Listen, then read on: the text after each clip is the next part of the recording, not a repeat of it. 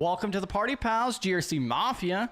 So we're here to break down barriers, foster collaboration and community, working towards a more secure future for everybody. Definitely a learning and growing environment. Now, this is our open stage AMA, which we try to do every single Friday and so forth. Now, I did drop the link for the open stage. Let me go ahead and drop it in here. So if you guys want to go ahead and come backstage now, if you guys want to come up and talk and so forth, you are definitely encouraged to do so if you'd like. You do not have to use your video. You could just use your microphone if you'd prefer.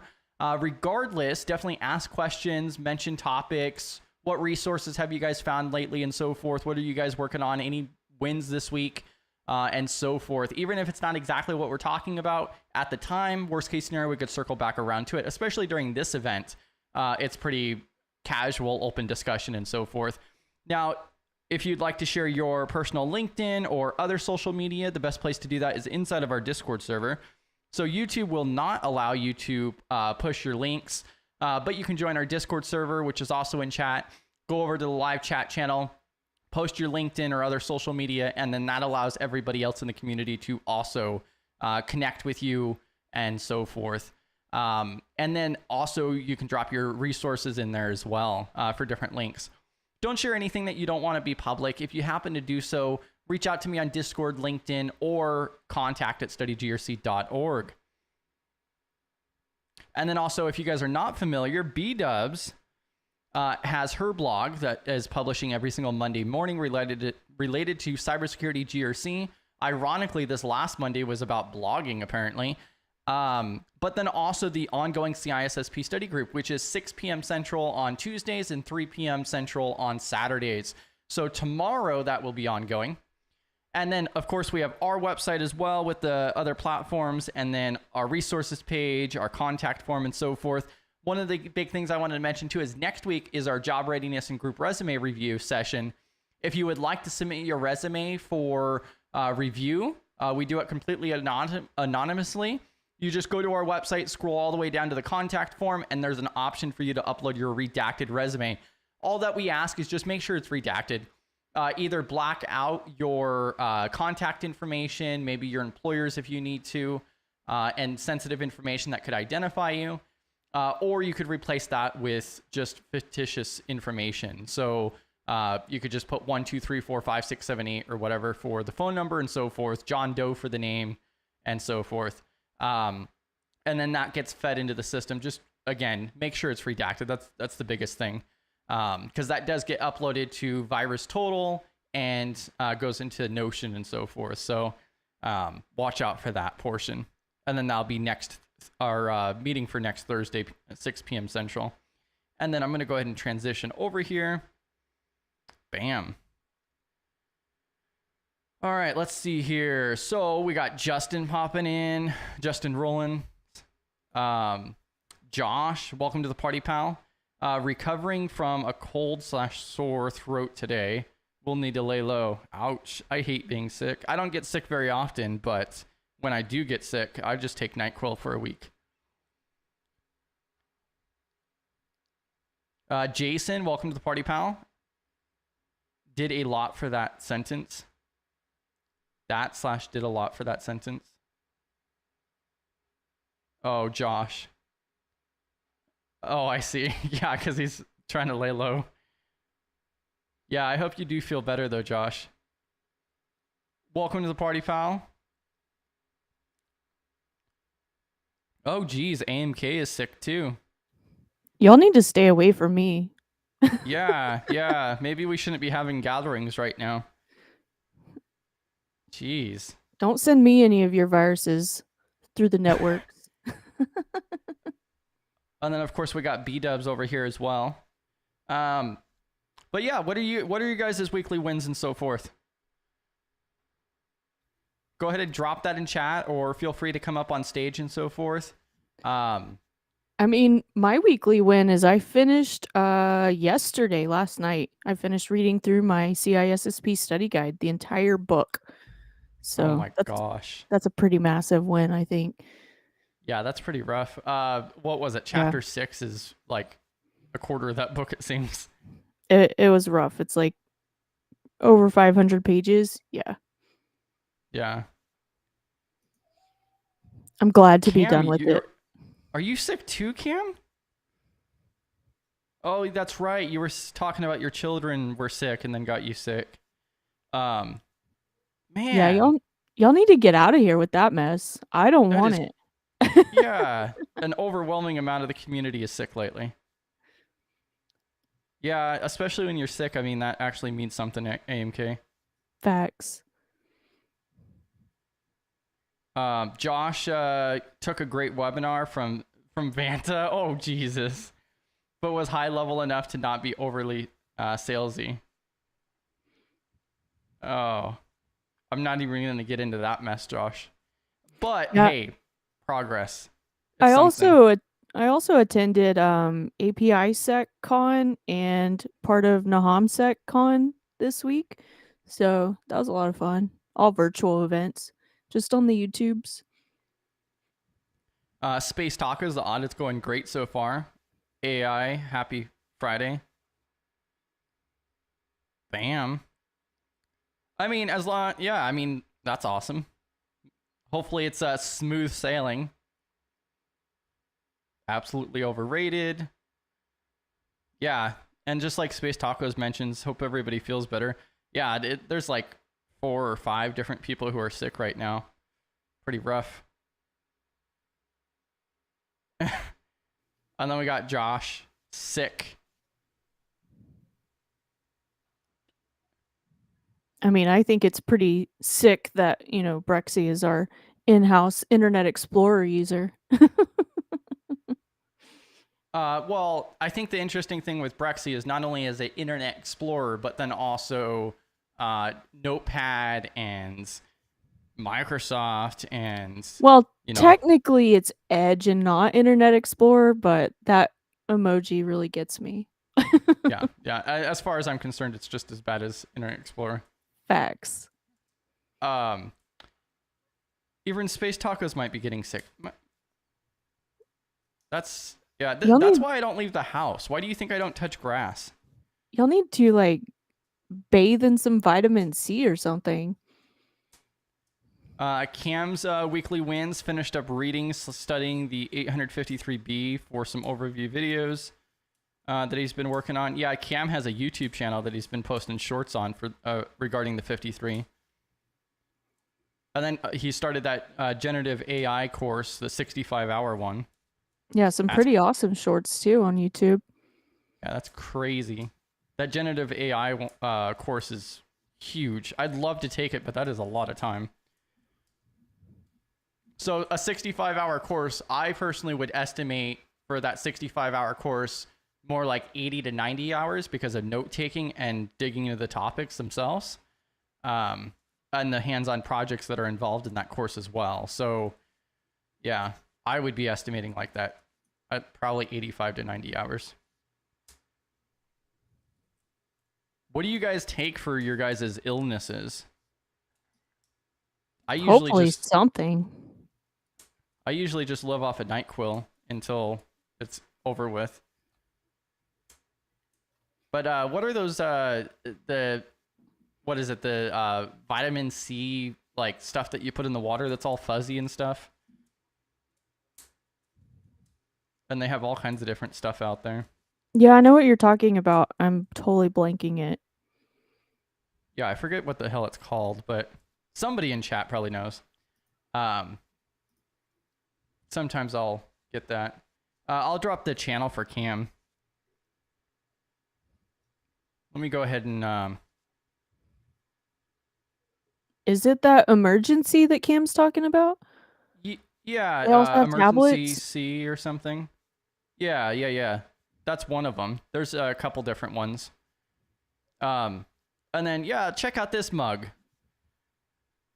Cam's got a YouTube channel. Definitely a mug there. Yeah, exactly. And yeah, he's got some videos, but he's also been posting a bunch of shorts here as well. Really awesome quality. And I'm dropping that in chat for you guys as well. Go like, subscribe if it's your vibe. Comment, share, repost. Y'all know what to do. Facts. Emergency. Yeah, that sounds right. It's something along those lines. Salt water. Yeah. Man, just even the discussion as such makes me not feel well. No, right? Yeah, I don't know. I knocked out another one of the books earlier this week, and then I knocked out more of the 60 Days of GRC for that ongoing series every weekday that's getting published for the short. We got PBO popping in too. And then I'm not going to say too much, but then also there's work with Simply CyberCon and some of the prep work with that, and playing with this 3D printer as well. So, which again, if you guys wanted anything, if you guys just cover shipping, then I don't mind making some stuff and whatnot. I want to for Study GRC. So this is just one of the little badge things that I ended up printing out. I'm trying to come up with some cool design or something for the community. Yeah, let me I'll DM you my list. I have a pretty long list. I can keep your printer busy. Definitely gonna need a T-Rex. Oh gosh. I need all the T-Rex things. Rania popping in. Rania. Rhonda. Rania. Hey, the stage is open if you want to come up. Facts. Come join us.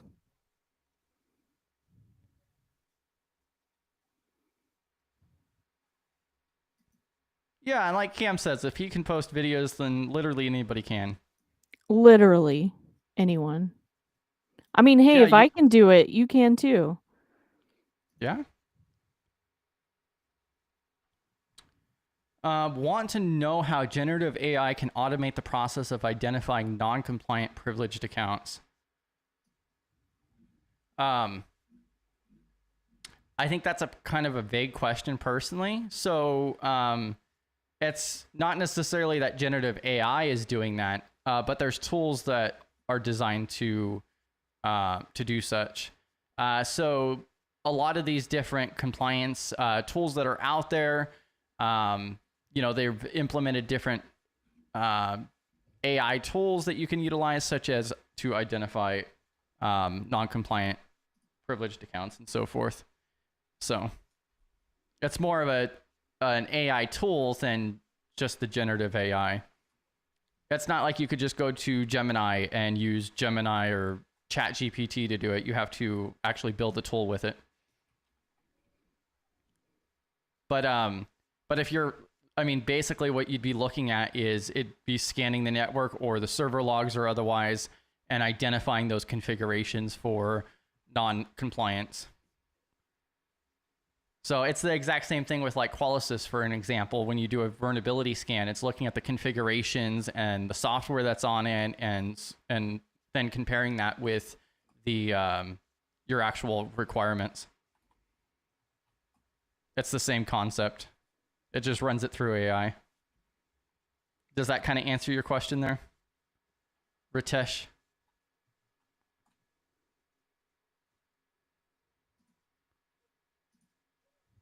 Is that kind of what you get out of it as well, B-dubs? Yeah, pretty much. Yeah, AMK has a channel too, I believe. A channel with no videos. Better get on it. All you gotta do is press go live. Just send it. Oh yeah, no worries, Space Tacos. And then also, if you guys weren't familiar, also Space Tacos has a Discord server as well. So that's going in chat. The GRC Audit Treasure Trove, which is just an entire archive of GRC resources that she's discovered over the last few years.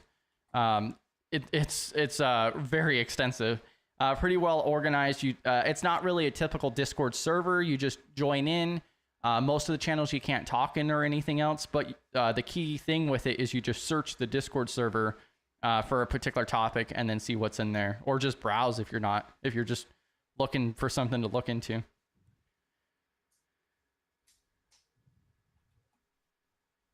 Space Tacos is going to make a channel. Whoa. Let's go. That's what I'm talking about. Come on, Space Tacos. I'm here for that.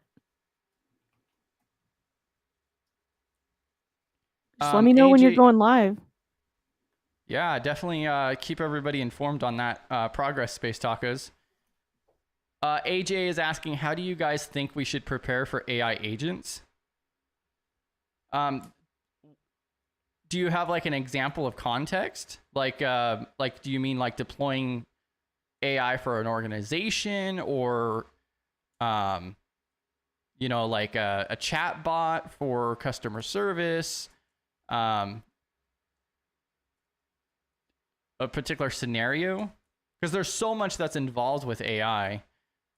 So, and there's also a big difference whether it's something that you're actually running like on-prem, or if you are building a tool with it, or if it's just a third-party service provider that's providing the service for you.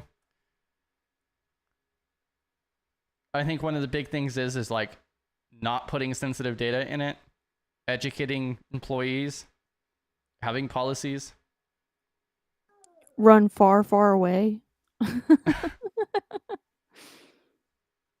No, I'm kidding. But yeah, there's a lot of different, there's so many different ways you could answer this question based on the situation and the use case. And AJ asked what the Discord server is. So you'll see that Nightbot posts this in chat, and it has the Discord invite at the end of the message for Space Taco's Discord server for the GRC Audit Treasure Trove. AJ.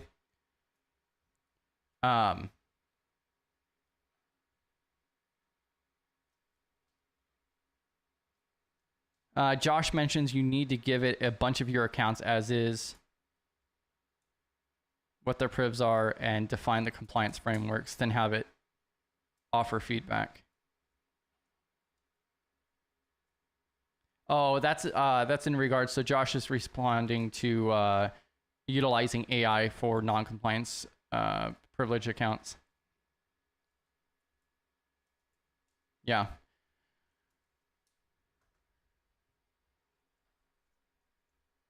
Well, and I want to mention that we are not, we do not have any sponsorships or anything else. We are definitely open for sponsorships to benefit the community more. All of anything that we do make, which is not extensive, but it all goes back to the community itself. We're not here to make a profit or anything else. And that's embedded in our bylaws, of course, especially if you guys have been around like for the state of study GRC and so forth, then you guys are probably well aware of that. But I wanted to pop this open too. So if you're looking at like non-privileged accounts and so forth, there is also this company here called Nudge Security. And you, especially from a business context, it might be worth taking a look at. It's designed for these different SaaS products and a lot of different integrations and all kinds of fancy stuff, including non-compliance privileged accounts. But we are not sponsored. It's just an interesting tool.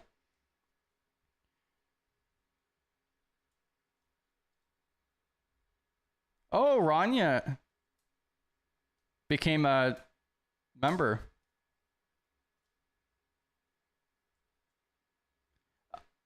And with the YouTube members thing, that just, it makes it easy for you guys to help support Study GRC, but then also it unlocks those emojis as well. And something that I haven't really talked about at all, but also if you guys are a member, if you guys are subscribed to the YouTube channel or you're a member on YouTube, then if you connect your YouTube account to your Discord, then you also get badges inside of the Discord server as well. So whether you're subscribed to the channel or if you're one of the paid members.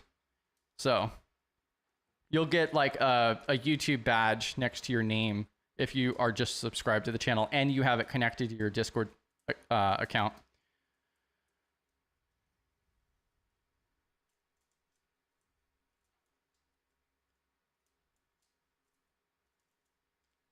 Yeah, how are you you doing this week, AB? Knocking things out?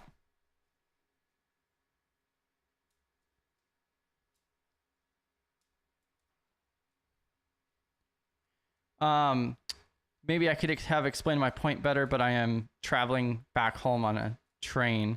Yeah, no worries at all. So if you can go ahead and explain it in chat if you would like. Or you could also drop that into Discord or otherwise later if you need to. No worries. Whoa, here's someone rare to find on stage. Once in a Welcome to the while, party, pal. when we're lucky. Yeah, I'm right. typically in the office. Yay for not being in the office.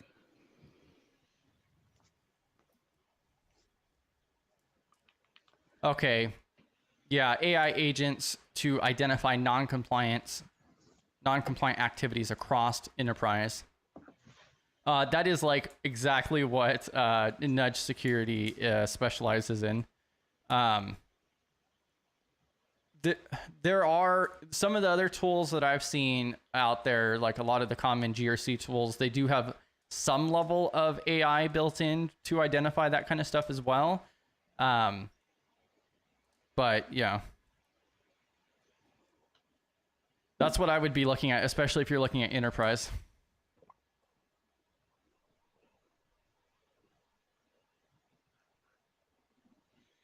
What you have a weekly win, Rania? Say a weekly win. Yeah. What's your weekly win? Making it to Friday? Definitely making it to Friday. Had a one-on-one with my manager about possibly going full remote. So that's a weekly win. Bam. Hey, that sounds like more time for study GRC. It would definitely give me at least an hour, maybe two, in commuting every day. Oh, you commute that far?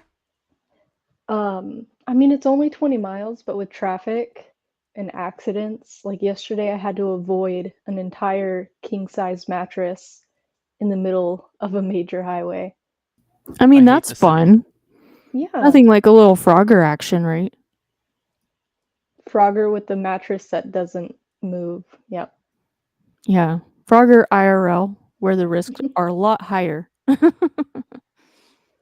I hate the city so much.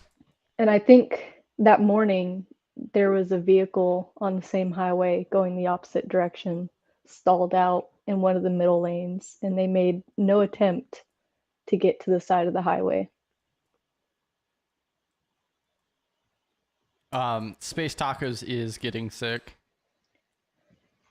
Oh gosh. See, you guys are out there spreading it digitally. Y'all gotta stop clicking on those links. That's all I'm saying. Getting those Yeah. viruses. Facts. Fully remote. It has have a to go up love-hate- to the vice president to get approved. I have a love-hate relationship with fully remote. Like, it's beneficial, but I don't know. Well, we still, like that as idea of a hybrid. remote thing, we still have the option of going to the office and working from the office. And I'm okay doing that a couple of days a week. But they mandated 4 days a week, but they didn't update our policy because it still says 3 days a week. And so it kind of makes me mad that they can't get on point with their policies and publishing corrections and updates, but they're still going to hold you to it. Well, I mean, if it's not in the policy, how do they even enforce it? Right? I would hold it to them. Yeah, and Cam's on the right track here. If you can dodge a mattress, you can dodge non-compliance.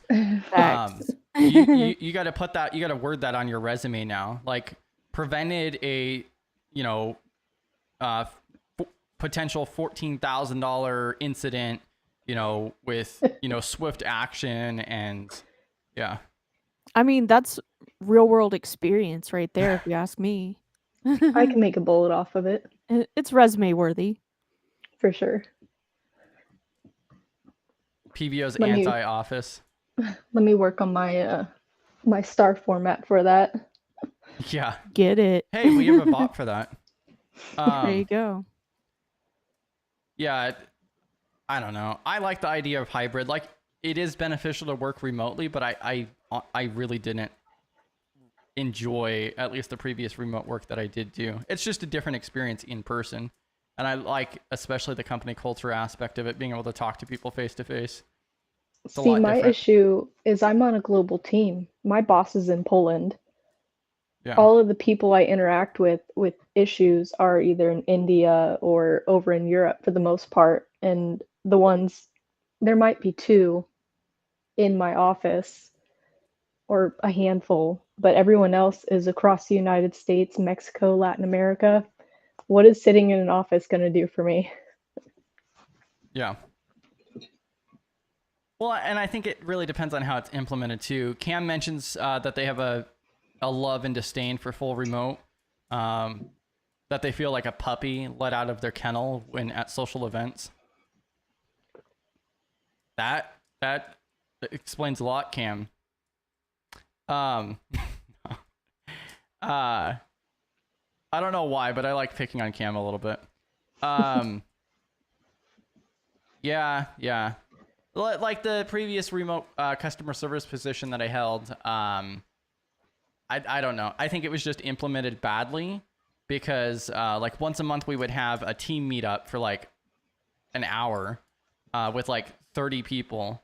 And then otherwise we were just solo. And then if we needed anything, then it would just be instant messages. And that was about it. And then just the level of monitoring was very extensive too. So like for every single call, you have to go through and do your report for that, of course, and outline like what was the customer's issue? Was it resolved? What did you do to resolve that and so forth? And that's where like the metrics come in as well, because like if you go over like 15 seconds after the call without going back into available, then like it negatively impacts your metrics and so forth. So like, yeah. And then just a complete lack of actual like team building or otherwise.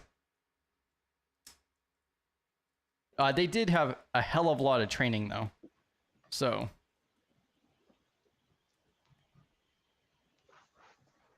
Oh, let's see.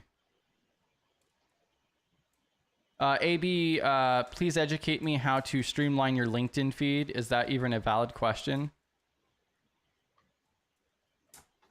Good luck. Only like and comment on things that you find relevant, and then unfollow all the random things that you've accidentally followed or followed at one point. You really have to curate your content with what you interact with. If you click on something, it's going to suggest other things like that, or things that whoever posted that post, interact with. It's all a marketing scheme, but curate your feed by only interacting with things that you find relevant. Yeah, and those that you interact with, you'll start seeing more of in your feed for sure. Yeah, there's so much that goes into it, and the biggest issue is that nobody really knows what the algorithm really is. Everybody's just kind of playing it by ear, and they try to see patterns and everything else. I mean, I hate social media in the first place. It's just a necessary evil. But what I do is, I curate everything. So the people I follow, the groups that I'm associated with, the things that I interact with is all curated on what I'd like to see, because that's typically how like it figures out the algorithm. So if I start hanging out with a 3D printing group or something like that, then I'm going to start seeing that content, which I don't want to see. I want it cybersecurity GRC related, so that's what I interact with and connect with and so forth. And that's social media altogether. And then if I do come across something I don't want to see or otherwise, like I've stated before, is like especially anything political, any side of the table, I actually select like in the top right on The dot on dot dots. desktop at least. yeah, you can go ahead and actually disable that and say, hey, I don't want to see stuff like this. Mhm. And over time, it just makes it a much more valuable feed. So that's kind of like my key takes. So I just recently started getting ads on my LinkedIn feed that have the company I work for's slogan in the ad. Like it's all customized with their little motto. fancy. It took 6 months, but I got personalized ads. That's also another thing regarding like privacy too, is that you can go into the settings on LinkedIn and most social media and disable personalized advertisements too. I find it, I mean, maybe there's some of you guys out there who do like it, but I hate personalized ads. It's just tracking and more tracking Yep. and so forth. But like I've talked to people who prefer personalized ads, and it's mind-boggling. So I don't like the idea of personalized ads because it's just designed to influence your decisions and so forth. So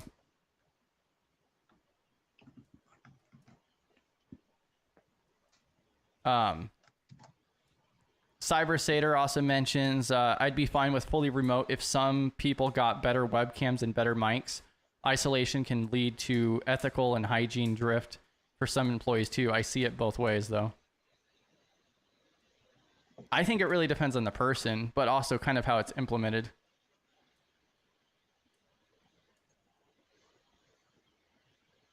Yeah, I mean, I think it does depend on the type of person and the job you're doing. Like, if I had to sit on my computer and do customer service on the phone and have to track my calls and make it within KPIs and all this stuff, I would not want to work from home. Yeah. But where I'm at now, it's a little less. I don't have to track every single minute. I'm given like freedom to self-regulate myself as long as I'm getting my tasks done or, producing results, then I'm not micromanaged, which a lot of those customer service type roles are very micromanaged because the volume of calls that come in are huge. Yeah, I think I was doing like an average of like 75 to 80 calls a day. So, and then the key goals was like under 9 minutes was Mhm. the ideal period that they wanted it. But especially in customer service, there's no way to, you don't even know what the problem is until you talk to them. And the But level of upset that these customers are sitting at really determines how long that call is too. correct. I was able to resolve some stuff in 2 minutes, and I had calls that were 2 hours. Mhm. So yeah, but yeah, that micromanagement level, because of the metrics and then also the lack of teamwork, were kind of an issue. I was going to mention regarding Cybersator's thing about webcams and better mics. I think microphones maybe, especially if you're talking to people on a regular. But I mean, like if I'm only meeting with my team once a month, like I don't even care about the webcams at that point. Like I think it depends on the extent of use. AB does mention that he feels that the LinkedIn feed is kind of random. It just doesn't feel right. Like they're missing some important posts every now and then. Another thing that I'll mention too is, especially on LinkedIn, is if you if you don't interact with somebody on a regular basis, then it'll take it out of your feed as well. So like people who I do follow, like Jack Scott and so forth, I actually sometimes have to go to their channel or to their page and react to some of their posts just so that way I get it in my feed consistently. Yeah, LinkedIn is really all about engagement. If you're not engaged, you're gonna just get whatever they throw at you. Yeah. And like I try to, like I don't even spend 20 minutes a day on LinkedIn. So I really am not a fan of social media.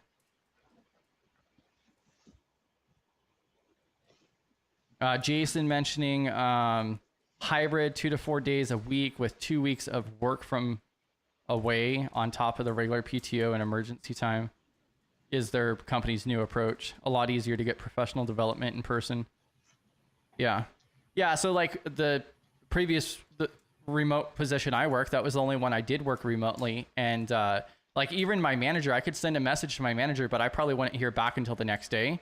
And like it would be days for me to line up a call with them. So PBO popping up. You going live later tonight? That's incorrect, sir. You're streaming 5 days a week, PBO? I got to study for the CISP. Facts. What happened to the AWS? All that pressure you putting on me, I know. gotta get up. Yeah, you have a CISSP meeting tomorrow at 3 o'clock Central. Facts. 4 p.m. Eastern. I got it booked. Ooh. I don't think I missed one yet. I got straight attendance. Shout out to me. I mean, you do have straight attendance, but you have a lot of tardies where you show up late. I almost said something. I'm gonna let that go. I'm gonna have to have Chris put my sign up. Facts. I'm gonna leave that with a love. Facts.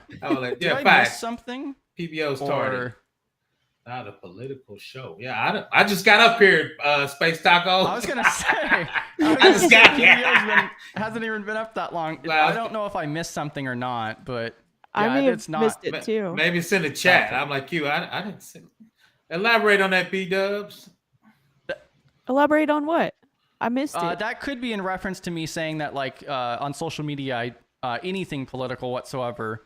Facts. I take out. That's probably what that's in regards to. I'm with you. I thought I said something. I'm like, hell, I just got here good. Yeah. Like, shout out to B-dubs. I'm tardy.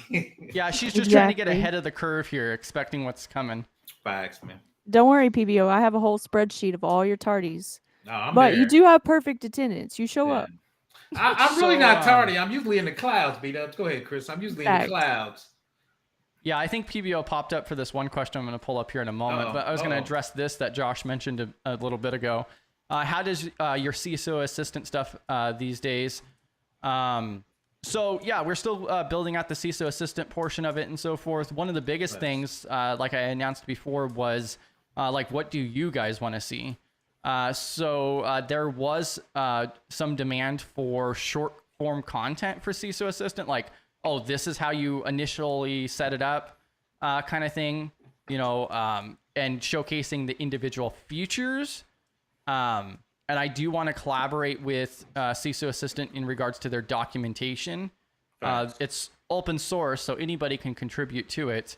But yeah, it's just figuring out like where to start and, you know, take it from there, get it recorded out. I think this is what PBO came up for, though, is I think orgs should not implement blanket work from home policies.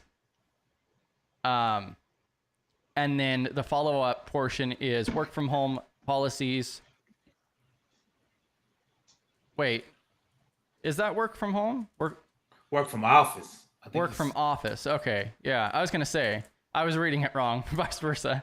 I think orgs should not implement blanket work from office policies. And then the follow-up work from office policies should be based on department, line of business, and need bases. No, that's incorrect. What's your hot take, PBO? Let me go ahead and get your disclaimer up here. I'm sure you have more to say about it. I'm starting it is most people are confused from my take on it is it's a business decision. We gave what's the Salesforce $100 million in tax abatements in the state of Indiana for them to hire people to work from downtown, have that office building so we can get taxes on it, and to have people go out to lunch. So if they send those people from back home, we want $100 million back. So that's why a lot of people don't realize most businesses are doing it because most people think it's because they have real estate. Mm-hmm. And they want you to they can't let their real estate go empty. It's not this monetary thing. Most small companies don't want to own real estate because it costs too much, right? So most people, it's not this. Oh, we've been benevolent.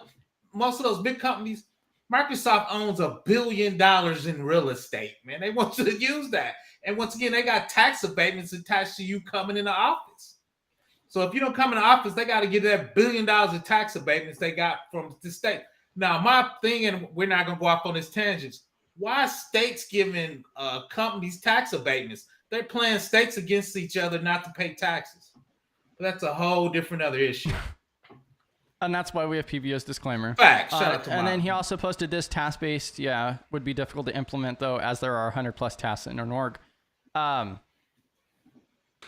I work from home, but I work for companies. I do compliance. I do paperwork all day. Look at this risk assessment. Look at this SSP.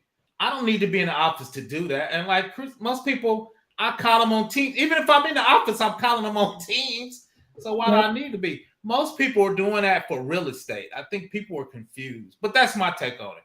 I think most people doing that on real estate and tax. Once again, if Salesforce don't pack that office in downtown Indiana, we want $100 million back.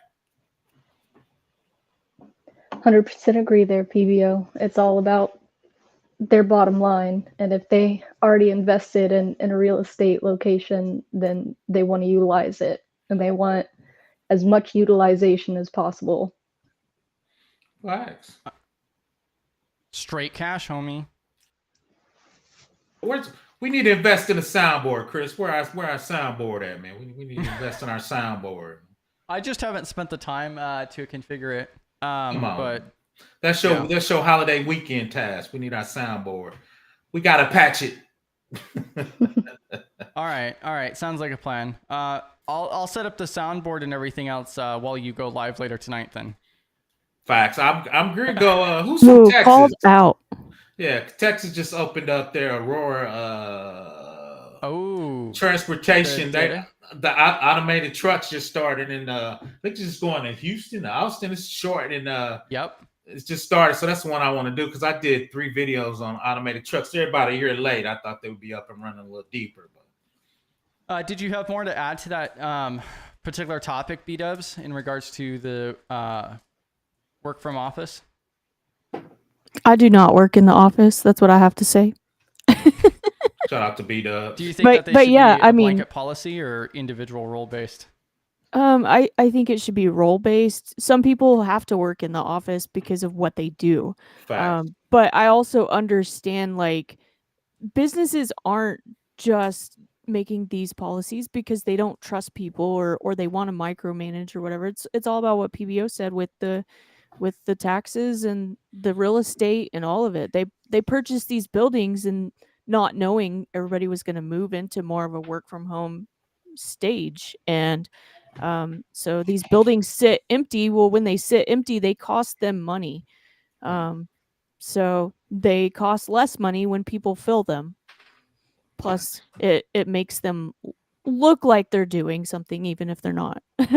But the one thing I want to chime in, I talked to 4 high up boomers. They believe they manage better when you're in the office.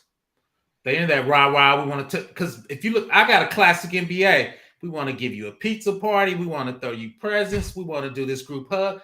All those guys are trained on you being in the office. I specifically asked him, I said, Big Boss, what do you think? Oh, we're not getting great synergies. We need everybody in the office. I'm in my mind going, PBO's about to quit, homie. But he really believed that. I'm interviewing. Boomers really believe you get better synergies when you're not. Shout out to my man, Jamie Dimon. He runs the largest bank in the world. He believed the same thing about his traders. He told them all to get their ass back in there. All those guys are classic MBA trained. Yeah, I get better synergy when I work from home. I'm also more productive when people aren't coming up to my desk constantly and interrupting me. That's not interrupt. I'm interrupting you, B-Dubs. I mean, PBO interrupts me all the time. Facts. I'm working on that. Yeah, like at work though, I've worked in the office, and there's so many more distractions. At home, I can really dial in and like focus on what I need to get done. I can be more productive because I'm not wasting time out in traffic driving. There's so many things. And do I miss being in the office? Absolutely, because of the people aspect. Do I want to be in the office? Absolutely not. You know, so You ain't getting no synergies, B-Dub. yeah, I You get need more me manage synergy. you. You need me manage you in the office so we can get these great Yeah. synergies among the team. And I also don't want to work from home for somebody who's going to micromanage me and watch my mouse clicks and all the different Right. things. That makes me less productive. Like, leave me alone, let me do my thing, and I'll be far more productive if you just let me do it, right? Instead of micromanaging. I got a question to everybody on here, and I'm gonna start out with Chris. Do you think it's a generational gap between the boomers and the millennials of managing? Because the younger generation grew up on tech. Once again, I work with a lot of old guys. They haven't mastered tech, so I think they struggle with how to manage people tech wise. Because like B-Dub, a lot of those guys get off on micromanaging. So that's one reason they want you in the office. What's your thoughts on that, Chris? I'm taking over the stream. Go ahead. Yeah, no, that's what the open stage and so forth is for. But yeah, no, I completely agree. Like even in my experience, I've seen the exact same thing. So you know, more of the boomer generations and so forth, you know, they weren't necessarily up to date with technology, and they were more comfortable with face to face. And like you mentioned, like with the degree, like they got their MBA back in the 70s or something, or 80s or whatever else, and you know, that was just the mindset, and that's what they're used to. And there's a issue with change. I mean, especially in business, change is difficult when you get into a particular mindset, I feel. And yeah, I think that would be an accurate statement. That I call dibs next. R squared. Go ahead, R squared. So, yes, there's definitely a generational aspect to it. And I think what these people are actually missing when they want people in the office is we tend to be so mission focused, task focused when we are in a meeting in a remote work from home, work from somewhere else environment. We fail to interact as basic human beings and have personal conversations when we're remote. So these managers are used to being able to come up and be like, oh, hey, Chris, how's your day going? Did you have a good weekend? We fail to make those relationships and make those personalized conversations when we are remote. You know, I only talk to my manager most of the time with, hey, morning, I'm checking in. And we don't actually have conversations to get to know one another. Now, you don't need to know someone on a super personal level, but that's where the synergy comes in. It helps your team understand a person and their personality and how they need to interact with each individual person. Because online, all you see are text. Sometimes I'll say a joke or type a joke out. Someone might not understand that as a joke, even if you put emojis. You know, everyone interprets text, interprets emojis in different ways. A smiley emoji could be rude, it could be funny. And I was going to mention go ahead. real quick that like I've had managers send inappropriate emojis and not know what they meant. Yes, So, yes. Well, and so I guess to them, it's just funny. Are they inappropriate if they don't know? But go ahead, R square. I guess it would be inappropriate. R square. Go ahead, R square. That's between them and HR. Facts. Go ahead, R square. That rolls back to how we interpret text and why, you know, you'll get people getting upset online. It's like, oh, well, I didn't mean it like that. I wasn't trying to be rude but whoever reads it, if whatever state of mind they're in, you know, you could read the same email. And if you're already upset, maybe with something else, you're going to take that email as an attack and not as, you know, like feedback. Facts. So it's hard to match emotions to what you're reading, and especially if it's all just business. So yes, you don't have the pizza parties and all these times, you know, like where you're doing these inter-office events where you just sit down and you meet a random person that maybe isn't in your department. Like you don't typically meet interdepartment people in a remote setting. You work with your team, you work with whatever stakeholders you need, you work with whatever customers you need, and you fail to meet other people within your company. So I do understand the work from office and why the older generation needs that, because you really do just miss a fundamental aspect of being a human being in a remote environment.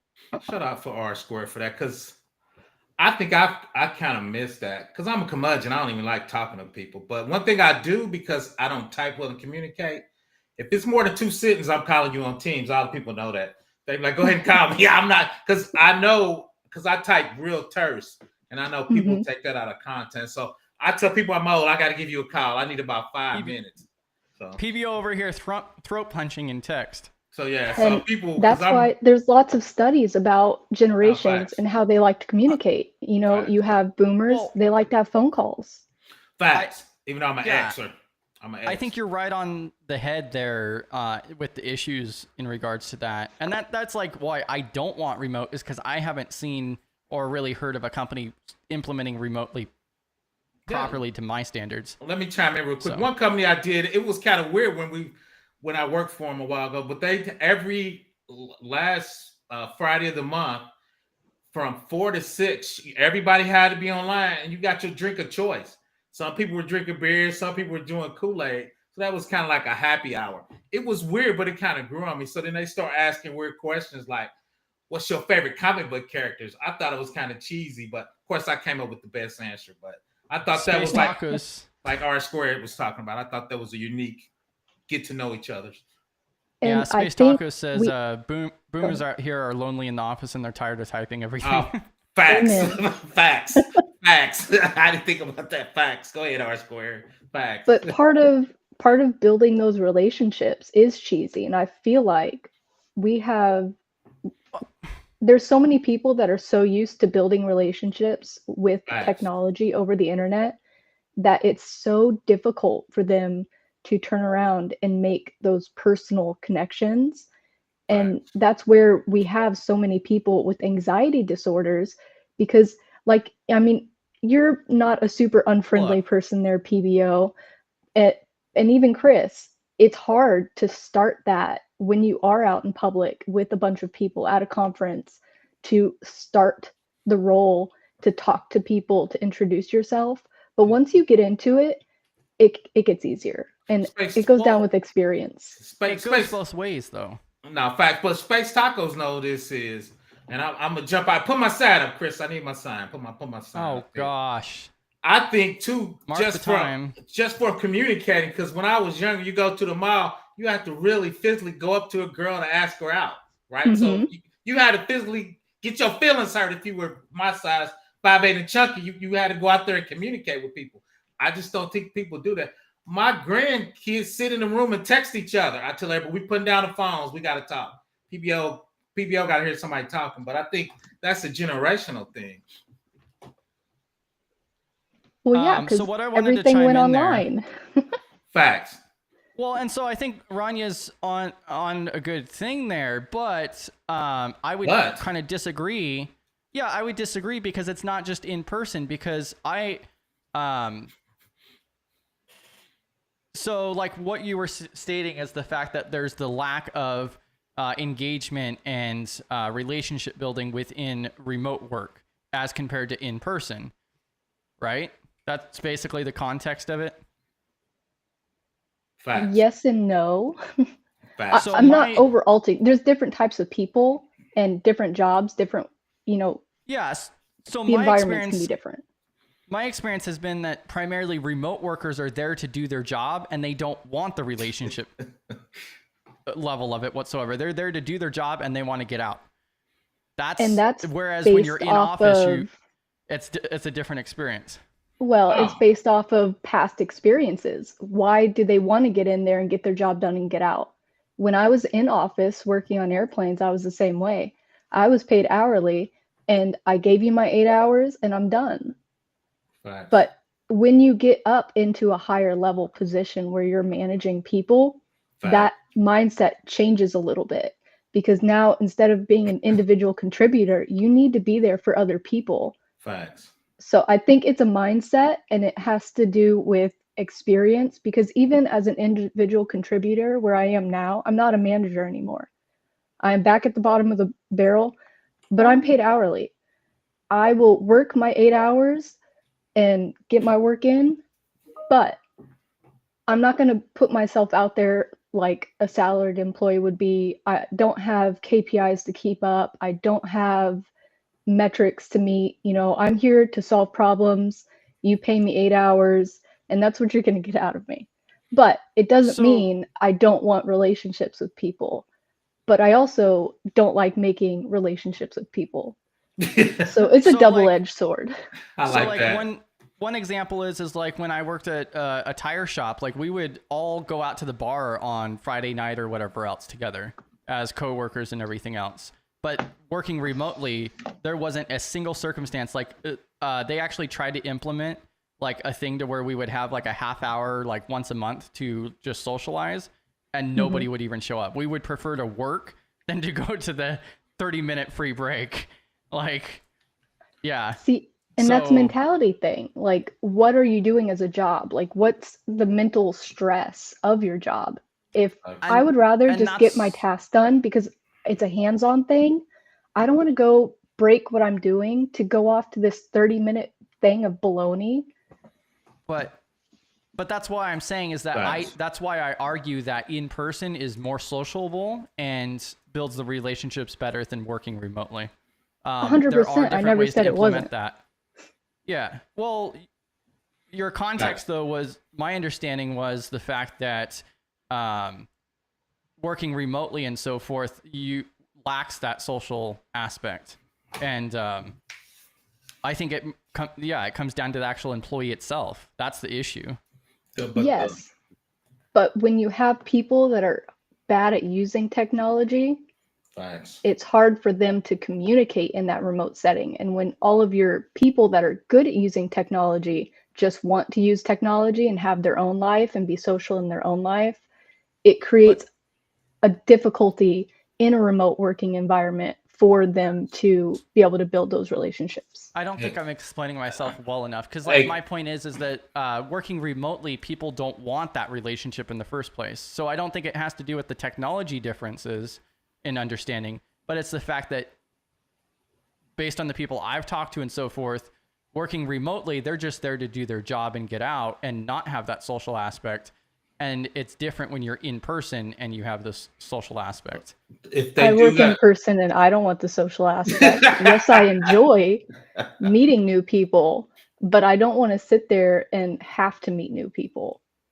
But if I worked remotely, I would still want to like learn who my coworkers are. And again, I say it goes back to experience and your mentality.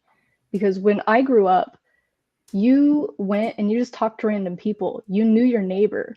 Like, you don't want to just be working with a stranger. I find it easier for me to communicate with other people if I understand what type of person they are. And if they're going to get upset if I send an email that says 3 words, do I need to write out a 50-word email for them to feel like I have, you know, like I'm being personable, like I'm not trying to attack them? It's like, hey, task done. Or do I need to be like, hey, so-and-so, I'm so glad to see you. I've finished this task and this is the outcome. Like, do I need to write this person a book? But I can't know that if I don't talk to the person on a real level. Facts. So I want to dive in and say that as a remote worker, I do enjoy relationships. I enjoy building those relationships. I enjoy hanging out with people outside of work. However, I don't want that to be forced. It either happens or it doesn't. I enjoy building rapport and knowing who I'm working with, like Ranya's talking about, but I don't want someone to be like, yeah, y'all have to go do this at this time and be friends. I don't want synergy. If I accidentally make friends and then we make plans, you know, even if it's virtual or whatever the case, and we're playing video games or something outside of work hours together, like I want that to be my choice because I like that person and not because this is a team building event. Yeah. But let me jump in real quick. I got to jump on top of this, and y'all gonna smile when I said this. The big thing in the 80s was you take your team out on a company outing, and y'all fall back and catch each other. It was a team building. They forced you to do that bullshit. Okay, now, Yep. That sounds like a liability. now I'm gonna throw this out there though, as someone who's a remote worker working virtually, like everyone is likely all over the place and not in one geographic location. So if Facts. we want to do a team building event, hey, let's let the company pay for a trip to like Disney World, and there's plenty of team building events over there, and you can absolutely force me to do that and I will show up. Facts. Amen. But that shows you the disconnect. And all those NBA guys, that's what they're trying to do to get y'all to combine. So now they're trying to figure out how to do that in teams, but they said, nah, just come into the office. And BenTech has a really good addition too. When it's time to leave the office, I don't want to go out with my coworkers. I want to go home because I see people in the office more than my own family. That's wrong. And like that, yeah, that's another aspect of it too. That's wrong, BenTech. And most people know this. You get promoted on who the boss likes, not really who's the best, not the most talented. I know a lot of good people doing a lot of good work. They didn't talk to anybody. They didn't get promoted. So half that shit is, what's the promotion game, right? How do you ingratiate yourself to the boss? Because half of that stuff is who they like. Yep. Who puts themselves out there? Which Facts. So when you have that mentality of I only want to be 9 to 5, do my work, get home, you get left in the dust, and then you get mad. You get angry because you're putting in all this work and you're not getting anything out of it. And that's where it's a double-edged sword. It comes back. Yeah, if I'm remote, I don't want to, deal with other people. I like that. But I also like being able to, a few days a week, go into the office. And I think that's also where, employee resource groups, associate resource groups can be helpful because sometimes it is hard to build relationships with people in your company. Maybe you don't want to, but if you find something a common interest, Pokemon resource groups, cool. Do something fun. And remote can be difficult, but if you even if it's not at work, find a group of people. If you are remote and you're having problems, just find a group of people, local group, and go hang out once a week. Go try something. Even if you don't care about it, go try it and see what happens. Where's shout out to your local DEF CON groups. Yeah, there you go. Where's What is B-Dubs? this? Just meet a new person. I think it's curmudgeon after with me. I think it's the curmudgeon. I always say I'm a curmudgeon. Oh, okay. I thought David B was having some apple juice on lunch or something. No. Shout out to the curmudgeonness of me. Spelling is hard. Go ahead, B-Dubs. I cut you off, B-Dubs. Was you done, B-Dubs? I think I was done. What did I say? I don't know. I jumped in on the boomers making you fall backwards and catch you type thing. Yeah, and B-Dubs was talking about how she doesn't want to be forced into having fun. And that's what we did in the 80s and 90s. We forced you to. we I'm gonna have fun when I want to have fun. Don't tell me when I have to have fun. You're gonna have fun, young lady. We're gonna do it as a team. We gotta trust each other. That is not correct, PBO. Facts, but we did it. We did it. Now, going over a few of these questions that I marked out or comments here. So, like Jason mentioned, I want the benefit of not commuting if I'm going to have to deal with watching every second of the call queue. Yeah. But it's not your call. It's if we own real estate or not. Go ahead. There's other people that I have talked to personally, like they have to drive into work to sit on Zoom calls. Facts. Like that's silly. I have a neighbor that has to do that actually, but they have to go all the way an hour to work to sit in the office, and then they jump on Zoom or Teams calls or whatever, like stuff they could do from home. No, real quick, B-Dubs. I work for I can tell it. I work for Department of Revenue. We actually had AWS Connect. They believe the agents working next to each other synergies. They put up these little red flags so the boss can run over if you got stuck on a call. I'm like, we can do that in Teams. You can raise your hand up in AWS Catch. But once again, the boomers believe that's how their synergy was, and two, they can micromanage you more because they're actually listening to your call. I'm like, well, we can do that with technology. They did not believe that whatsoever. They believe we need to be there next to you. Yeah, that's a really good example. And so there was a thing just a second ago. Oh, yeah. So David mentioned that his office is 3.5 hours away, so he works remote. But if it was closer, he'd be there at least twice a week. And I mentioned that's like my ideal would be a hybrid with 2 days in office. You know, and yeah, like the Zoom calls and everything else, like do that stuff on the remote days, but having that in-person time would be a benefit in my opinion. I would prefer that. Go ahead, Chris. No, that was pretty much that. Yeah. I'm gonna give you a little insight, which I have a lot of is I used to go to a lot of corporate events. I hate going to corporate events. My ex used to make me, but when I went there, everybody loves me because I can talk about any subject known to man. So I can BS with the best of them. So I'm there with the president's son. We talking about rap and Eminem. Next thing you know, I'm talking to the president about the velocity of money. Right. So whatever the subject, we can have a conversation, right? Because it's a networking thing, right? That's how you move up. And people like you, people love you. My ex was like, everybody's laughing, ha ha ha.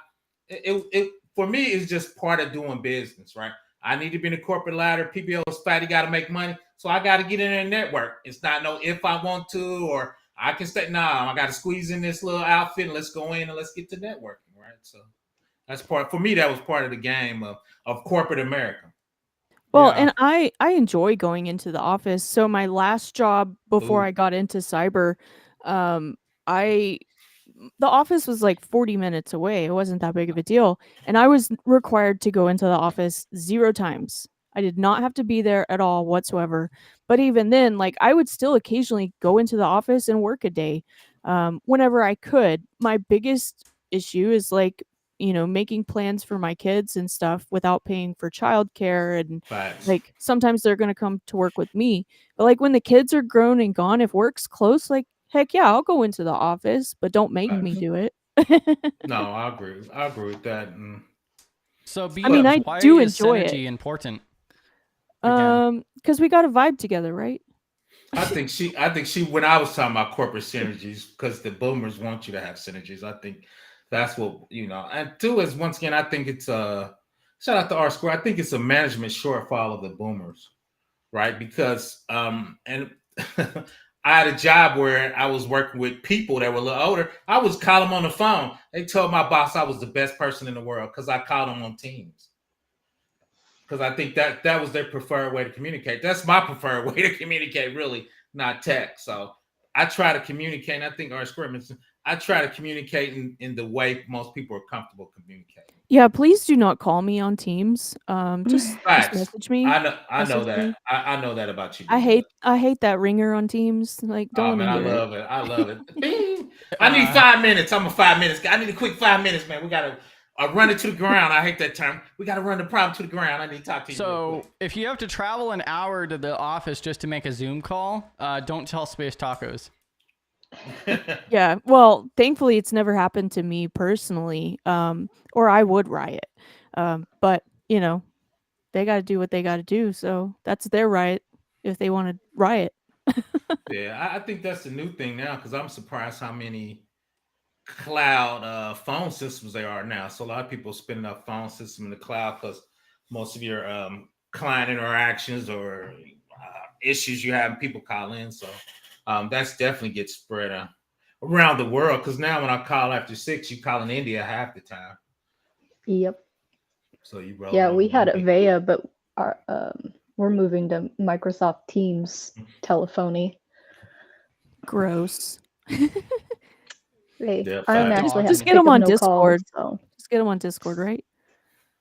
Yeah, most other people don't know what Discord. Chris will tell you, hell, I can't find half the chats. Chris be like, I think you need to answer this, baby. I'm like, good looking out for you, Chris. I'll be lost up Discord. Assistant. No. Yeah. Shout out to Chris for helping the old people. I'm like, I didn't see this, man. It didn't light up. Yeah, if PBO responds to you in a Discord server, it's probably because I sent it to him. Fact. PBO be struggling. He be on there. He be struggling, struggle streaming and struggle Discording. Oh, and then I send PBO messages directly, and he just reacts to them. Well, it doesn't notify me when I get when he reacts, and so I'm like, PBO, why didn't you respond to me? And then he's like, I did, and then I go back and look. I'm like, oh, well, you just reacted. You didn't respond. I'm an action guy. Email him. I'm an action. Yeah, PBO's a little bit more old timey. Just Yeah. email them. Right. I'm gonna have to- Right. or I could just really go back and snail mail some stuff to No, PBO. your fact, just call me on Discord. Just call me on Discord. I'm like, oh, okay. Yeah, I'll Gotta get interrupt my your Honestly, I work could attention. see meeting. snail mail working pretty well, to be honest. I could see That's- PVO being on board with that. At No, Brexit, Oh, yeah. too. That's Probably my get a pre- quicker response with snail mail. Nah, that's my preferred. You call me on Discord, I'm there because it'll force me to react. Like, oh, Sam, somebody's calling me. Perfect. Now I know how to interrupt your work meetings. Oh, facts. Done. Yeah, facts. Shout out to Chris though. He'd be like, PBO, can you respond? Oh, thanks, man. I didn't see this one. PBO is about to get a ton of Discord calls. Facts. No more DMs. Just I love call him. I love it. Well, no, if you DM me directly, just be like, can you respond? Or sometimes Space Tacos reached out to me a couple times. Somebody in their Discord, like, PBO, can you? I'm like, oh, sure. For you, Space Tacos, all in the Discord responding. But people be adding me. I don't see it. I don't know what's my Discord's broke. I'm blaming it on Discord. Text PBO. Funny thing is, I had a rotary phone. I love my rotary phone. Shout out to the rotary. Love the rotary phone. Space Tacos mentioning about Teams calls to the people sitting right next to them. But you'd get upset if you have to travel an hour to the office to make a Zoom call. So listen, I need some more context to that. Are you like sitting right next to them in the same room? Is there cubicles? Is it the office next to you, a different room? I need some context. If it's another room, I could see it. If they're right there, like turn your chair around and just chat. I definitely have a team and their team meetings. They're in little cubicles, kind of, but they're like a little more open. They're more like octagons. Okay. And Cuboctacles? Cuboctagons. I know exactly like what it. she's talking about. I like it. So they're a little more open instead of squared in, but they sit and two of them face back to back. And they all have a team meeting on Teams. We have all of these conference rooms. There's one like 15 feet away where they could go face to face and talk about things together in a room where no one overhears them. But I have to sit there and listen to their whole team meeting. And I hear all sides of it because I can hear every single person talking on their team meeting. I get distracted. Well, and then you have if you're in the meeting, you have all the echoes and you have to mute when you're not talking because then you overhear the other person. It's just like, go to the conference room. Come on. And my teammate sits behind me. We're the only two people on our team. So when we have a meeting, one of us always has to be muted. Like you just can't talk. As soon as you start talking and one person isn't muted, it's echoes. And it's distracting. Just spin that chair around and start talking. I know. Let me jump on camera with you, girl. Yeah. PBO, you would probably know what the hell I'm talking about. I forget what the hell it's called, but it's the lines of communication. There's a principle around it and so forth, or a law on communication for the lines of communication. So basically, what it dictates is the more people involved in the communication. Yeah, it's a whole business thing and so forth. Yeah. I forget the proper term for it. I know what you're. But that's what that reminds me of. But I think some of the younger generation, I don't think they like face-to-face communication at all. And I used to see that because when I was, especially at DOD, it was because all those guys are ex-military. Even if they like you, everything was kind of confrontational. And I think the younger people shied away from that. It's like a personal battle. I mean, and it was weird. Every sentence is a personal attack. Yeah, I mean, just message me.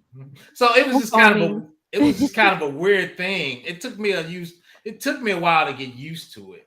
But once I got used to it, I like the kids say, I want all the smoke. Let's go. I want all the smoke. So I think depending on what generation you are, like the boomer, especially at DOD, everything was a confrontation. Everything was tone setting. Where I thought the younger generation was more collaborative, more let's kind of figure out who got the best answer. Well, the boomers were, I got the best answer. So. And I think that's where building synergies comes into play. It really lets you hear other people and see their body language. And it's, to me, those events are less about relationship building and more about just understanding who I work with and who these people are on a team So I know how to tailor my interactions to these people to maximize workability. You know, I enjoy talking to my coworker and talking about personal things because she has grandkids the same age as my son, but I'm not going to run away on a best friends weekend just because I enjoy talking with her. Facts. No. I think that's a hidden skill or a score, especially from a management, figuring out your employees and communicating with them the best way that they like to communicate. And I think a lot of managers don't do that. I try to figure that out with the people I deal with. Yeah, and so what I was referencing is Brooks' law.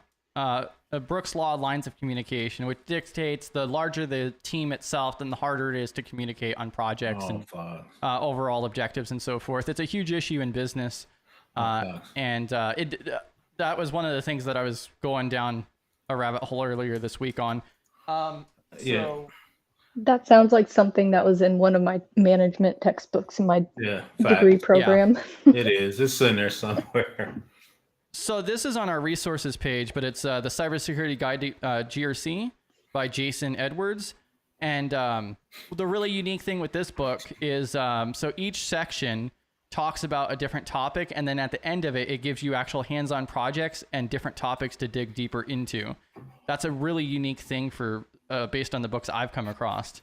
And so like I'll read a section a day, and then I'll go through and like research the topics to more depth. Yeah, the weird thing is when I was at DOD, it was so big. I never forgot. We had 500 programmers in 5 different states.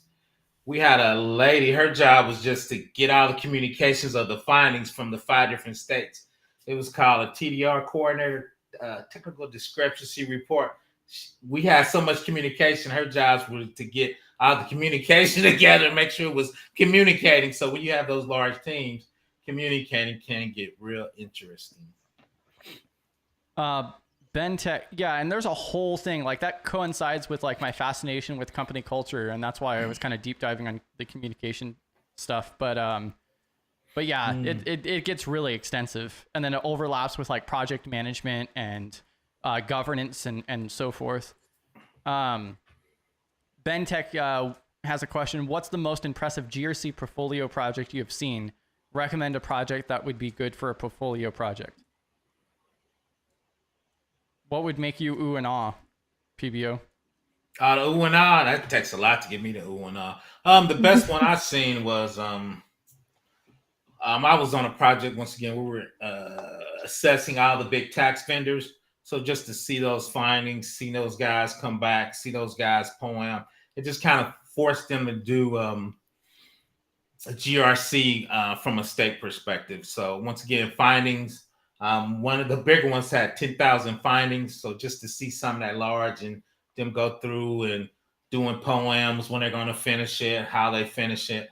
They were up in the cloud. So seeing them scan the clouds, once again, get those findings. It just kind of a security program ran at that level. I thought was super impressive. So once again, findings, poems, vulnerability scans. It was just a massive amount of artifacts that was going through that company. So. Yeah, and I dropped the link for that book too. So it even states over 1,300 actionable recommendations found after each section. It's a really good book, but it's not cheap either. It's a legit textbook. Do you like it? I love it. So what I really like, it's not designed to just read straight through. It's divided up based on topics. Like if you want to learn about a framework, there's, I don't know, probably 15 different frameworks or standards in there. And so like if I want to learn about HIPAA, there's a whole section about HIPAA and recommendations with that and so forth. If I want to learn about communication, there's a section on that. There's business communication, there's team communication. There's all kinds of different sections in there. And then at the end, it gives you all kinds of like hands-on things you could do and recommendations. And then I just research those topics to more depth. I really like it, but it's not cheap either. So right now for me, it shows $101. I think I bought it for like $80. So I do love the book though. What year was it published? Is it fairly new? In March of 2014 or 2024. 2020. Okay, I might get that then. Yeah, I just dropped it in the private chat too. No, I got it from the thing. I got the Amazon Chase credit card. So Bam. I might put it on there. And it's not even an affiliate link. I legitimately like the book. I need to get my affiliate game up. Yeah, I think the hard part with the GRC portfolio project. Did you have any input, Rania? Honestly, no. I don't think I've ever seen anyone ask me in an interview about my projects section on my resume at all. Facts.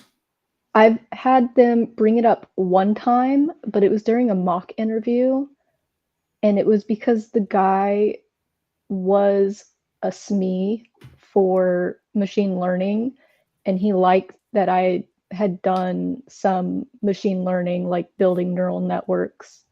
Ooh. And he had a background, and that is why he asked about it. But no one in my job search and interviewing ever asked about my personal projects that were on my resume. Is it because you had experience, you think, or you don't No, take care? Flipping aircraft mechanic trying to get in as a system administrator or data analyst. Like, Good point. My bad. Good point. Good point. I forgot. Zero experience there, PBO. Facts, man. You're so charming, though. So I just have those soft skills. Shout out to the soft skills. Social engineering your way. B-dubs, did you have input on this one? As far as like an impressive GRC portfolio project? I mean, check out our risk register project on YouTube. But for me personally, like I've had a different experience than Rania, and I've definitely been asked about my projects on my resume before in my job search. But my projects have been more technical because I was trying to get into pen testing originally, and I kind of found GRC by accident, right? So, I had built like the whole AD lab. Yeah, I was kidnapped and peer pressured. I'm here against my will. No, I'm just kidding. Blink twice if you need help, right? So you can't see Instant my strike eyes from YouTube. Human trafficking. So anyways, so yeah, like I've built the AD lab when I was trying to get my PJPT from TCM Security, and I have that as a project on my resume. I've done lots of volunteering work at conferences, and I have various things but they're not really like GRC related, but I've definitely been asked about them. Now, when I was getting into GRC, I took those technical projects and I worded them in a way where it talked more about the risk and more of a GRC perspective. But I've definitely every single time been asked about my projects. So okay. I've never asked anybody about projects. I might need to change my interview style up. Well, and like I agree with Josh. So he states that like a good thing would be setting up CISO assistant and then doing an assessment on a known company or a nonprofit that you might have access to. You could also do some fictional thing of some sort. I don't think that there's it's just like a pathway. There's not a set pathway you can take either. It's going to depend from the company itself. Like if I go off and I do a project on AWS, that's going to be nothing if the company works with Azure. I would say like do a project that interests you, do something that excites you, and then everything you can tie it back to GRC in some way, right? So even if it's like something technical or you build something on GitHub or, whatever it is, tailor it to the job you're applying to. Facts. Yeah, and that was the track that I was going down, is the fact that, tailoring it to the position itself. Like if you're applying to finance, then maybe you should do something with SOX or PCI or whatever, and that would be more tailored to the role itself. Because I don't think that there's like a ooh and ah type of portfolio project you can do. You just have to, customize the projects that would showcase that you're capable of doing the position. That's incorrect. Well, see, I would say do what excites you, do what you enjoy, because otherwise you're not going to finish it. Mhm. You need, Facts. and then so Well- whatever it is, it can literally be anything. Think outside the box. And I do think your that's project. a bad way to go. No, hang on. Stay with me. So do your project, and then, you can tailor that to the job you're applying to. Now, if you're looking to get into finance, hopefully you enjoy that. So maybe you would do something financial. But I wouldn't recommend doing a project that you don't like doing, is what I'm saying. I feel like that's a really bad mindset because no matter what position you get, there's going to be some things that you don't enjoy doing. And so getting in a mindset of only doing things that you enjoy doing is a bad mindset. But when you have that job, you're doing things that you don't enjoy doing, you're getting paid for it. When you're doing a project, you're not getting paid anything. And then you get back to this, well, why am I doing this anyways? Facts. Especially when you're not getting your resume looked at by jobs. Facts. Yeah. That's what I'm saying. I would. I'm going with the Yeah, I vice agree with- president. I agree I'm with gonna tailoring back it to the up position B-dubs with itself, this too, because until you can accomplish something, you're less likely to take on something more difficult for you. Like if you start with a project that you enjoy and you see it to completion, you're more apt to take on a challenge, like a project that might be more useful but more difficult for you because you don't focus well on it. So, like, Facts. for an I think example, this multiple projects, the reason you have a portfolio is because you have several different items. It's not just a one thing.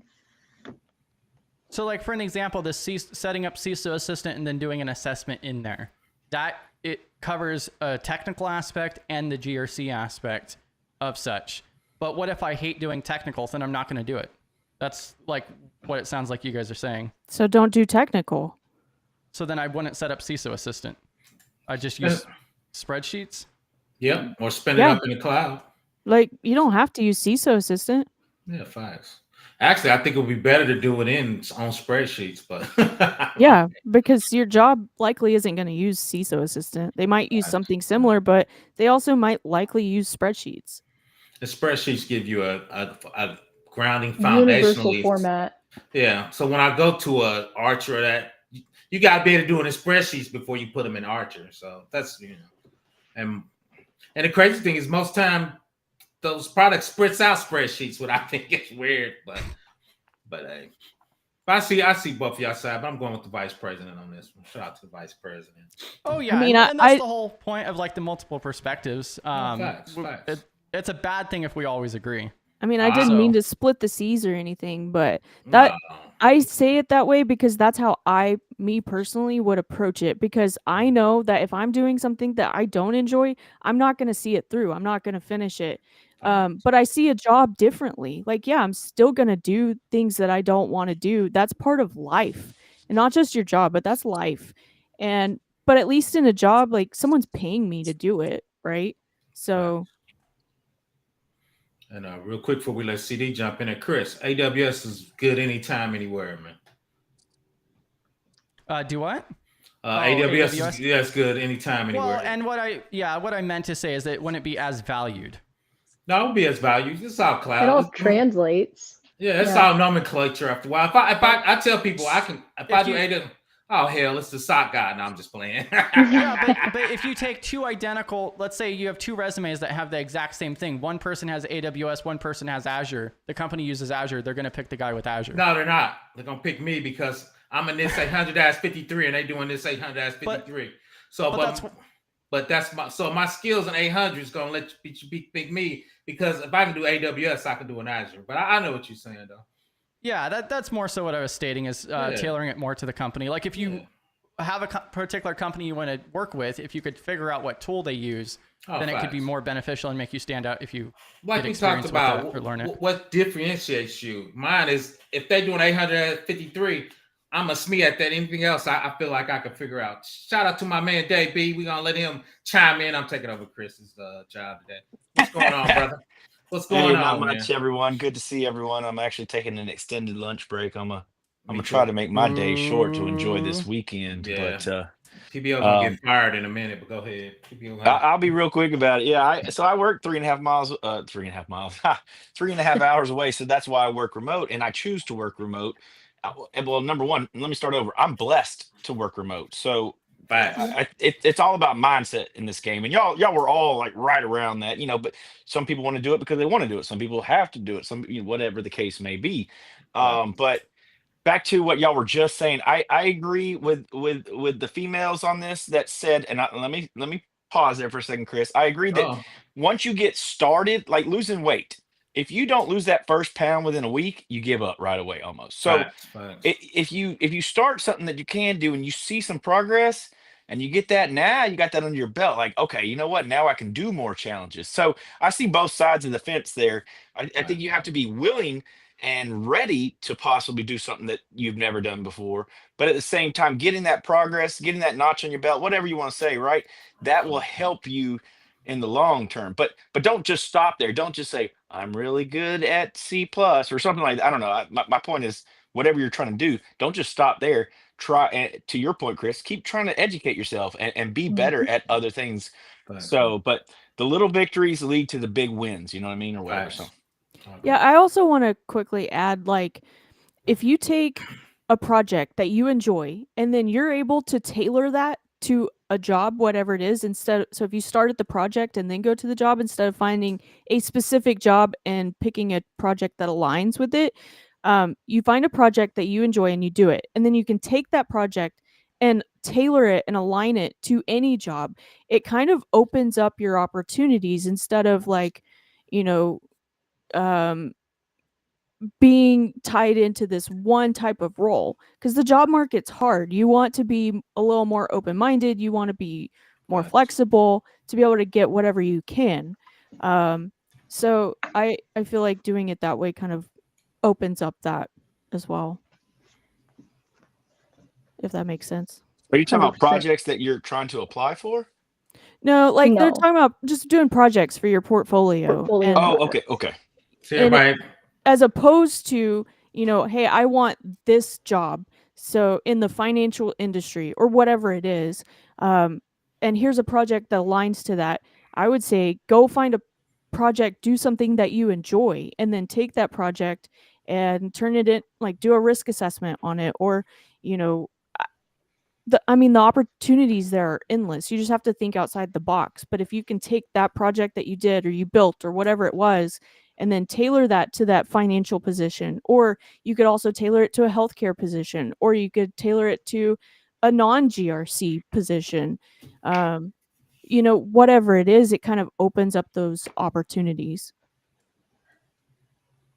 I can give you an example if you want to listen. I do want to listen. So, in my aviation career, we have a lot of accidents. It's a big thing within piloting, trying to cut down on accidents. When I was doing my business degree, I pulled accident reports for Alaska, and part of my business degree went more into data analytics, computer information systems. So I pulled accident data and I fed it into a machine learning algorithm that I made, trained a neural network to spit out which causes were most prevalent, and wrote a paper about it because I had to. But Urge I got to strikes. choose.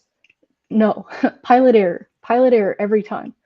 But I got to choose a topic that was relevant to my personal interests, and that's aviation. I showed it to one of our professors in the piloting program, and he used it as a whole lesson in his course. So I got experience building like a mini course out of that.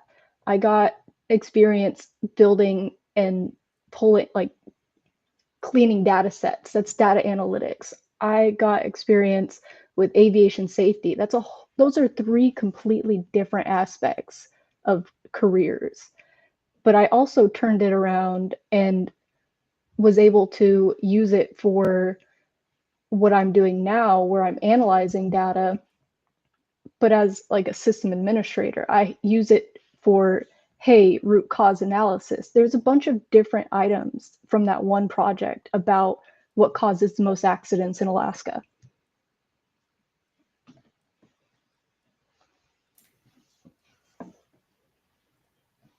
Cool. Yeah, I think that makes sense.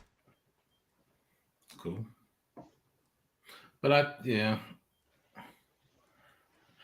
said that portfolio game. I need to. Well, and like for me, I built an AD lab in virtual machines and I did attacks, I did defenses, I did remediations, all the things. But that was to get into pen testing, right? It was for my pen testing certification, but I could take that project and totally rewrite it on my resume and explain how it would tie into a GRC position tailored to that specific job role and the skills and the tools that they were looking for. And that's more what I'm saying too, is do what you like to do. Yeah, I think the hard part is there's not a one size fits all kind of thing. There's not. I mean, and I say too, like, make your own path. That's what I do. I mean, make your own steps here. There's no right or wrong way. But I feel like you do have to tailor what you want in your career, at least when you're getting started. You need to target a few separate roles and go for those. Just narrow your focus till you get your foot in the door and pivot from there. And I think having a portfolio project that is targeted to a specific aspect of GRC or IT cybersecurity can help you. And then you can still cover multiple aspects of different roles while still not trying to play the whole spectrum. Yeah, I definitely wouldn't play the whole spectrum. But like I was trying to get into pen testing. So my focus was on that. But I was still open-minded. I took a GRC position and was converted. And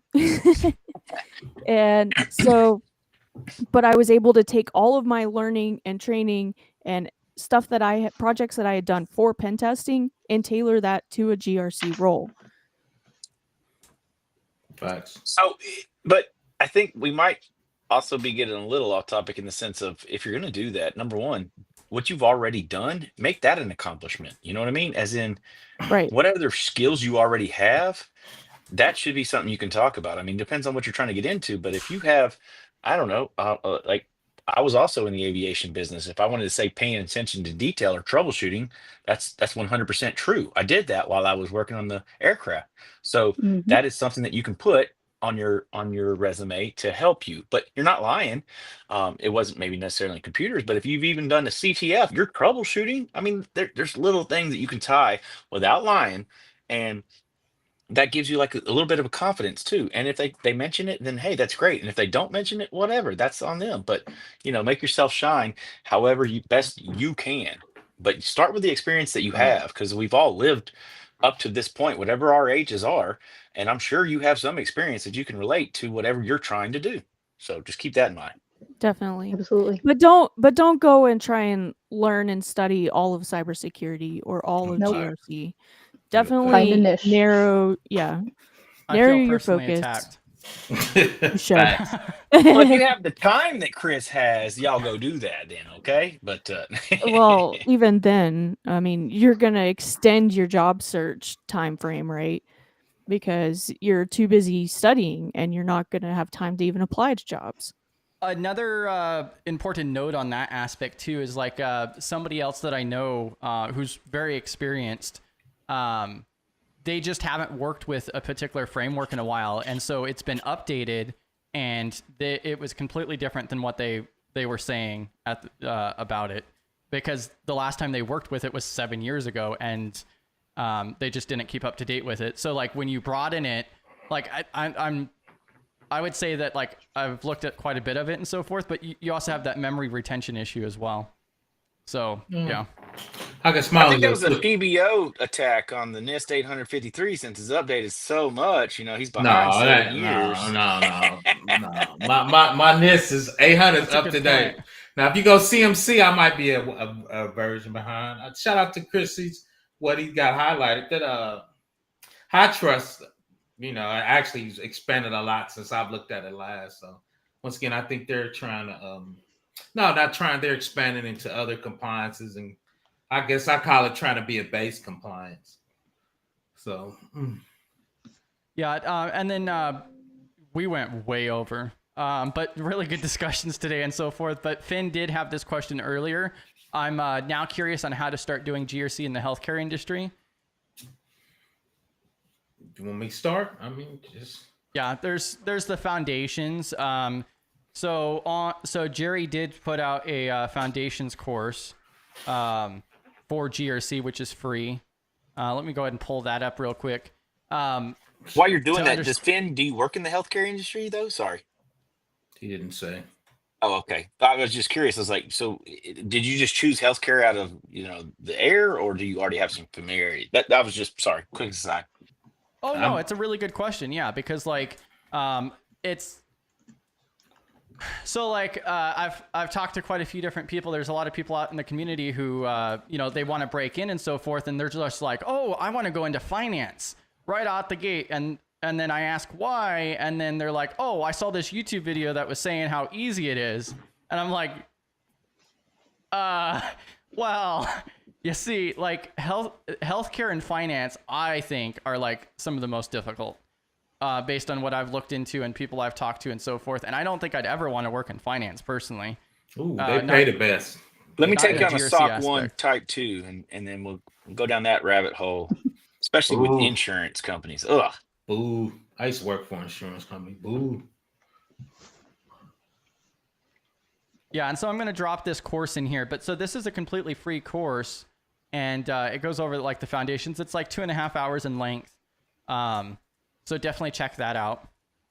So I used to do a lot there's of a whole rabbit hole that you can go down based on industry. I used to do a lot of healthcare work off of Upworks because there's a lot of small companies that trying to get into HIPAA and high trust with no policies, no procedures, no nothing. These guys think I got this cool application. I'm gonna sell it to a hospital. I'm like, that's incorrect, sir.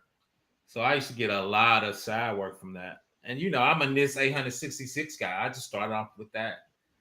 So I mean, I've literally gone into doctors' offices and they're FaceTiming with their family while back in the rooms. I've literally been in a circumstance like that before. No, I'm in the dental office and she's trying to figure out, if I have an infectious disease. So I'm thinking the guy right next to you here asking me, which I don't have. Are you asking me if I got the hive? I mean, so it's like crazy. I'm like, you at least should have a checkbox. You just screaming it out over the office, man.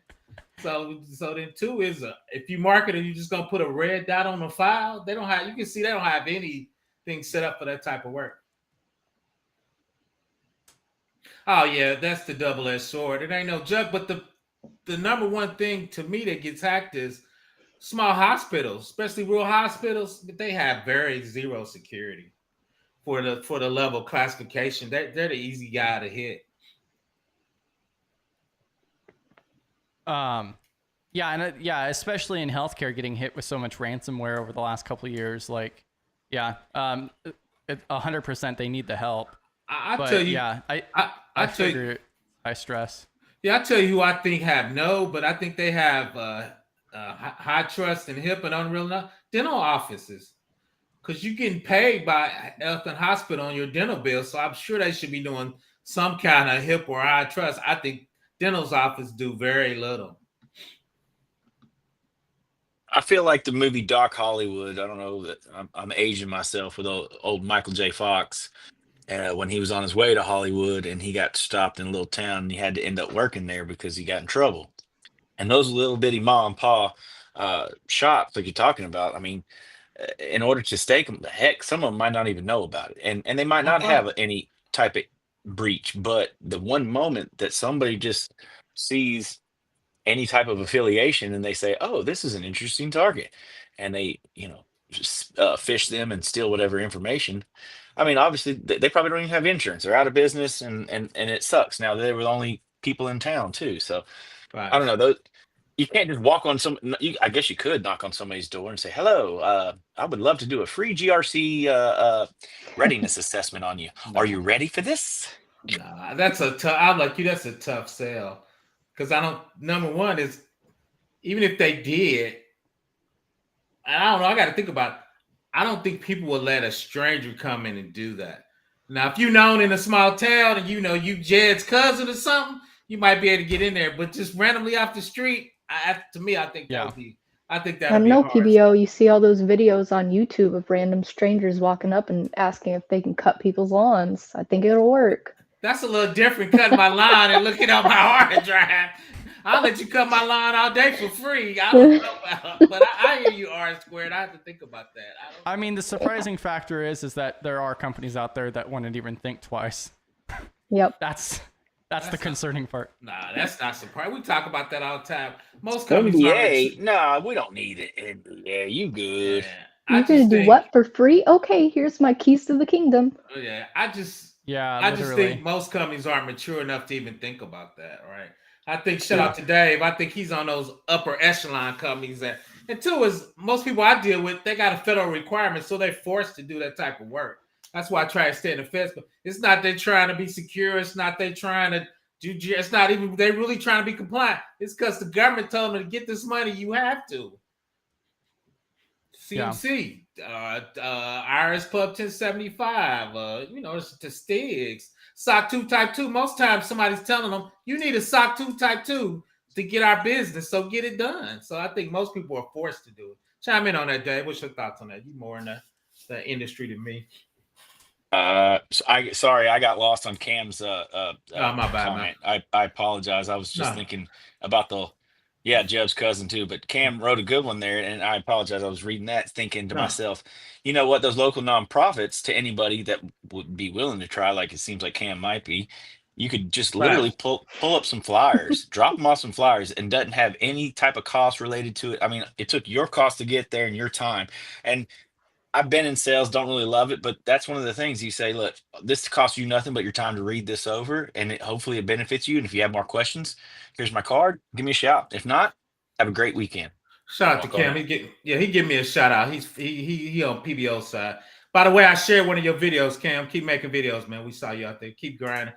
For me, is you would have to, like you said, from a salesperson, how would you sell it? Because most people are weary. So I would try to connect on somebody on Teams to get them to talk them into it than try to have a stranger. Like send somebody some articles showing demos or whatever type of industry getting hacked to try to. Well, how do you know that company has Teams? What are you talking about, man? This guy, Cam's walking up to Jeb's house or Jeb's business. Yeah. You don't know Jeb from Jebediah. But Jeb's daughter is on there because you can easily connect people now. Well, you know. Now on LinkedIn, everybody's telling you where they work and who they're friends with. And at least from a IT standpoint, or like assisting with IT related stuff, what I've seen successful is just friends of friends. So like, Facts, that's what I'm saying. My cousin works at this company. Okay, ask my cousin. Hey, do you guys have anybody? Maybe you could throw my name in. That kind of stuff too through that. So you have some type of connection, of course. Right. They give you the first introduction, and you got to sell it. That's what I tell people. Yeah. Get PBA in the door. I can sell ice to our Eskimo. I'm so good. I mean, that's literally how I ended up. When I was 12 years old, I set up 2 workstations, a FileMaker Pro database for 50,000 members, a NAS drive with offline storage backup for a small nonprofit, just because I had a family member that worked for that company. That's the game. Facts, man. So does somebody have a ribbon for Chris real quick? Can we put that on the screen? Give him a big old gold star. I used to be way back. Like, it's actually crazy because like looking back, like I was making like game hacks and mods when I was like 11 or 12, but I can't even do that anymore in Visual Basic and C++. Yeah, I completely lost all of that. But yeah. So Cam. Oh, Cam gave me a shout out. He gave me a shout out. Shout out to PBO. Yeah. He said it with me, except on a hallucination when we had that conversation. Yeah, I'm gonna work on a T-shirt for PBO hallucinations. Shout out to the. He called you chat PBO.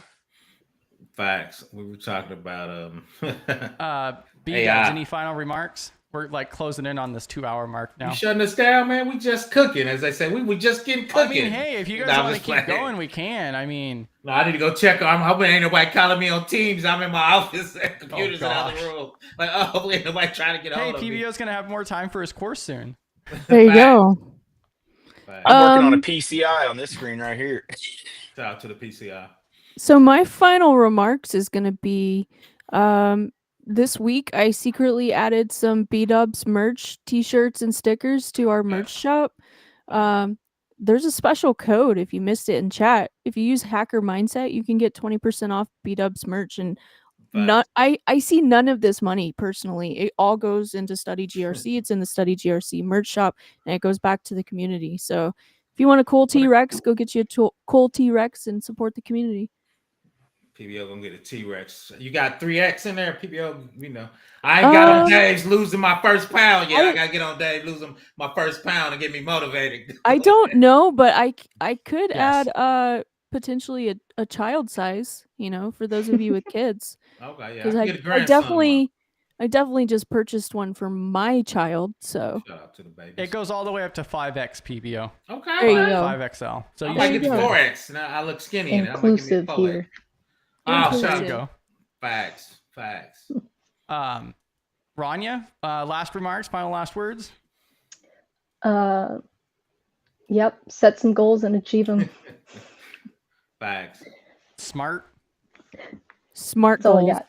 That's all I got. I mean, that's pretty strong right there. Facts.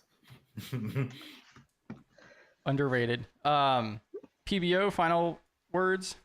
Yeah, shout out to my man Cyber Research. He gave my line. Shout out to me. Shout out to me. No, you know it. Like I said, R Square said it. We calorie inclusive on our team. We study GRC. We calorie inclusive. But now keep grinding. Shout out to Space Tacos. We hope to see you get your YouTube channel up. Shout out to Man Cat, Cam Goddard. I share some of this stuff. That's about it. I don't have anything. Everybody have a great weekend. Salute to everybody who served the country. That's about it for me. To those who have come and gone, you know, in special places in my heart, for us that have been there, and for the families as well. So I just want to say thank you all, though, for this amazing opportunity just to talk about GRC. It's so much fun. I wish I could join more parties, but they just keep making me grind over here. So anyways, shout out to all y'all. Be great. Nerd. Facts. Yeah, thank you all for joining us. We definitely went over, but yeah, so Thursday is at 6 p.m. and then Fridays AMA 11 a.m. Central. And yeah, and then also Cam, don't forget to post your, so Space Tacos was asking for your latest video training on security. I think Space Tacos is asking for that. You could also drop that in Discord, Cam. But yeah, you guys have a great weekend. Finish off the day strong. We're done with the week now. Thanks for tuning in.